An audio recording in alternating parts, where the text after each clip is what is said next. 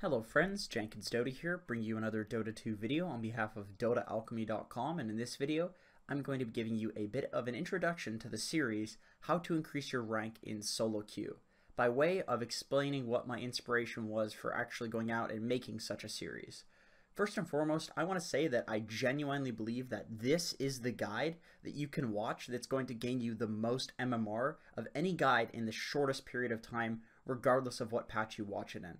And I know that's a very, very bold claim, so please hear me out on this. The reasoning behind that is not that I'm going to give you some big secret to the game that nobody else knows. I'm not going to teach you some trick that's going to help you kill Roshan at 0 minutes into the game or anything like that.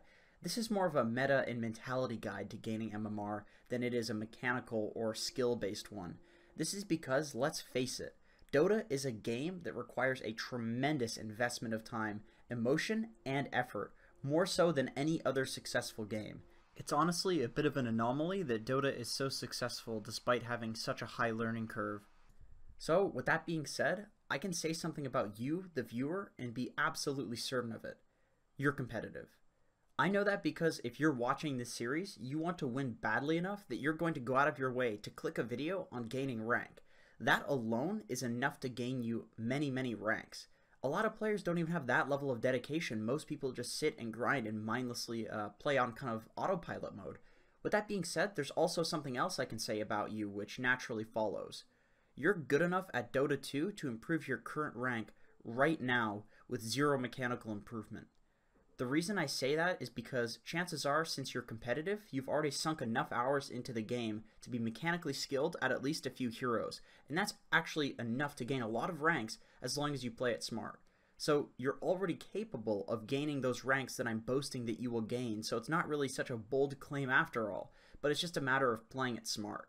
That's exactly what I'm going to try to teach you how to do in this series. Just so I don't end the video sounding too vague or preachy, I want to give you an example of what I actually mean by playing smart. A lot of people who play Dota, even casually, will play a lot of heroes specifically just to practice them. But what do people usually do to practice? A lot of the time they'll just sit there and queue for ranked matches, either solo or with their friends all day. And sure, they'll spam one hero just to practice it, and they will get better. I'm not going to make the claim that that won't get you better, but at a snail's pace. Do you see hockey players playing games of hockey to practice?